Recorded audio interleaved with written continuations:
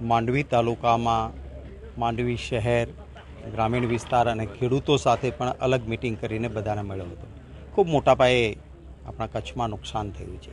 આજે હું અબડાસા વિસ્તારમાં છું. કોઠારા ખાતે અત્યારે અહીંયા છીએ.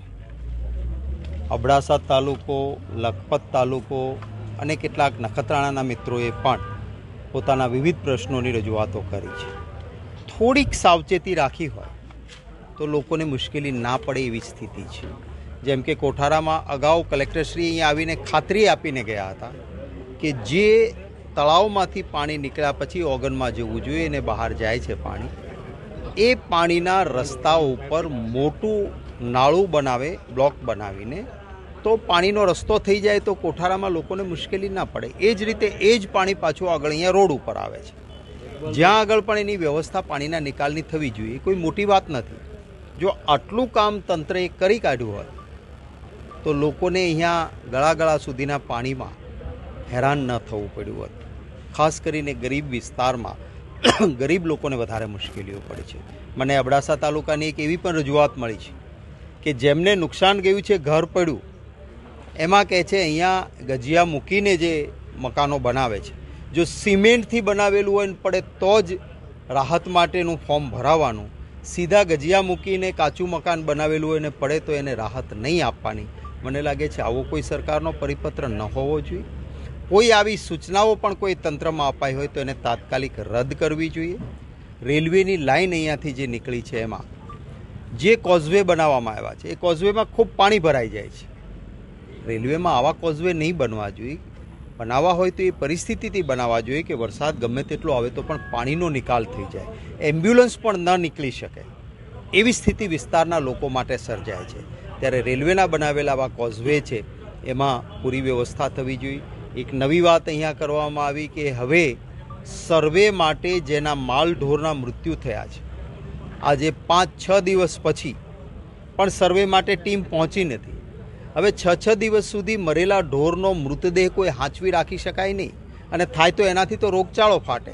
હવે 6 દિવસ પછી આવીને એનો મૃતદેહ બતાવવાની વાત કરવામાં આવે એ પણ વ્યાજબી નથી. આવી ત્વરિત સહાય, ત્વરિત સર્વે થવો જોઈએ. ખેડૂતોની મોટી ફરિયાદ છે કે જે અમને નુકસાન ગયું છે એનું પૂરું વળતર મળવું જોઈએ. હવે અહીંયા આપણે જમીન ટોચમર્યાદા મુજબ 51 એકર સુધી કે 52 કે 56 એકર સુધીની જુદા જુદા વિસ્તારો માટે અલગ અલગ ગાઈડલાઈન હોય અને ખેડૂતને માત્ર 2 હેક્ટરની જ નુકસાની આપવાની, આ તો મશ્કરી સમાન છે. જેની જેટલી ખેતી એનું એટલું મોટું નુકસાન. એની પૂરી ખેતી પ્રમાણે એને નુકસાની માટે વળતર આપવું જોઈએ. જે વૃક્ષોની ખેતી કરે છે એમાં દાડમ, આંબા, ખારેક, આ એવા વૃક્ષો છે કે જેને લાંબી જહેમત પછી ઉછેરવા પડે. સર્વેમાં એનો સમાવેશ નથી થતો એવી પણ ફરિયાદો આવી છે. કપાસ આમ દેખાતો તમને ઊભો લાગે પણ એ પાણીના કારણે, નીચે પાણી ભરાઈ રહેવાના કારણે નીચેથી કપાસ સડવા માંડ્યો છે. તો જ્યારે સર્વે કરવા ટીમ જાય ત્યારે આ વાસ્તવિકતા જોવી જોઈએ કે તમને દેખાય ઊભો લીલો કપાસ પણ એ થોડા દિવસમાં જ સુકારો થઈને સાવ એ કપાસ મૃત્યુ પામવાનો છે. એમાંથી 1 રૂપિયાની આવક નથી થવાની. એ જ એરંડાની હાલત છે, એ જ તલની હાલત છે, એ જ બીજા પાકોની હાલત છે. તો માનવતાના ધોરણે પૂરું વળતર મળે આ ખાસ જરૂરી છે. સાહેબ, અબડાસાની પ્રજાને ખરેખર આ ન્યાય મળશે કે શું? અમારો પ્રયત્ન એ જ છે ને એટલા માટે જ હું અહીંયા રૂબરૂ આવ્યો છે કે ન્યાય મળવો જોઈએ.